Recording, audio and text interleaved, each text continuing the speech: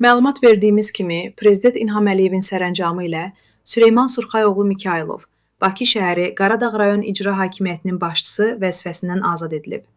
Yeni Sabah onun barəsində tərcüməyi halı təqdim edir. Süleyman Mikayılov 1962-ci ildə aprelin 27-sində anadan olub. 1979-cu ildə Naxçıvan şəhər 2 saylı orta məktəbini, 1984-cü ildə Azərbaycan Dövlət Bədən Tərbiyəsi İnstitutunu, 2004-cü ildə isə Bakı Dövlət Universitetinin Hüquq fakültəsini bitirib. 1979-cu ildə Naxçıvan şəhər Uşaq İdman məktəbində məşqçi kimi əmək fəaliyyətinə başlayıb.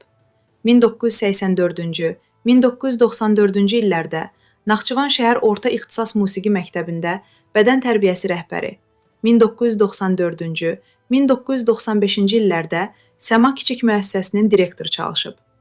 1995-dən 1999-cu ilə qədər illərdə Bakı Baş Gömrük İdarəsinin qaçaqmalçılıq və gömrük qaydalarının pozulmasına qarşı mübarizə şöbəsinin rəisi, idarə rəisinin birinci müavini, idarənin rəisi vəzifələrində çalışıb.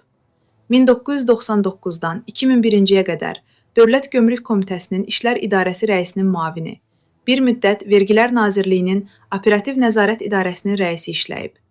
2005-ci ildə Yardımlı rayon İcra Hakimiyyətinin başçısı, 2005-ci, 2010-cu illərdə isə Lənkəran şəhər İcra Hakimiyyətinin başçısı vəzifələrində çalışıb. Azərbaycan Respublikası Prezidentinin 4 mart 2010-cu il tarixli sərəncamı ilə Bakı şəhəri Qaradağ rayon İcra Hakimiyyətinin başçısı təyin olunub. Ailəlidir, 2 övladı var.